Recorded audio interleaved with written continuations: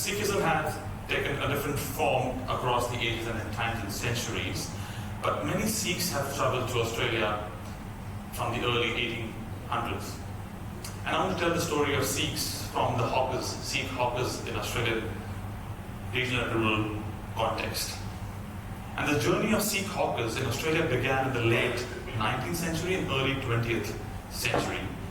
These enterprising Sikhs traversed the vast expanses of our country, often under harsh and challenging conditions, to bring essential goods to remote and rural Australia.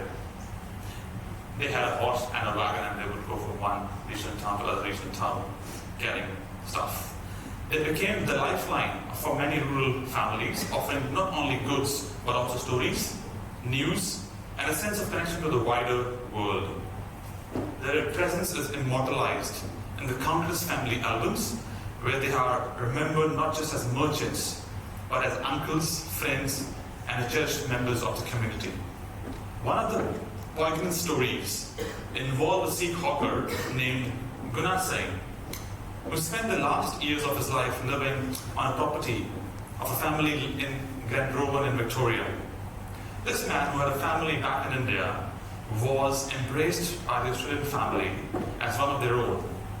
He lived in his wagon on their property, and when he needed to move to a nursing home, they ensured he was cared for, even acting as an executor of his will.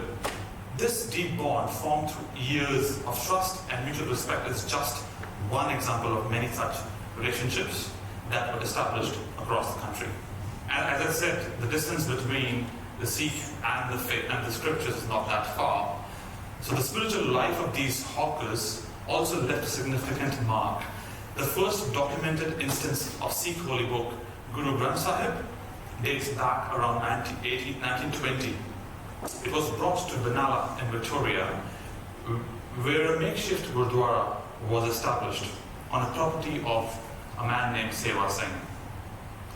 This gurdwara became a gathering place, a spiritual home, where hawkers from all over would come and renew their licenses and then participate in the religious ceremonies.